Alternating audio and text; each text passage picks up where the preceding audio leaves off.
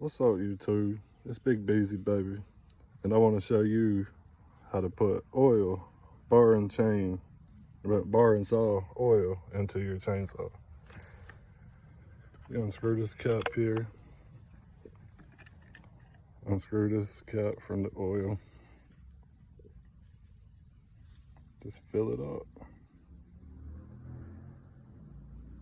You definitely want to make sure you got some of this inside of your tank,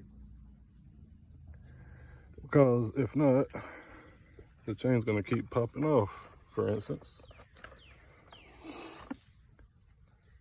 I go with the steel brand,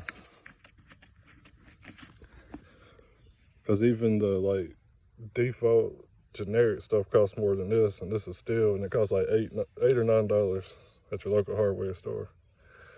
So this is how you put bar and saw lubricant in.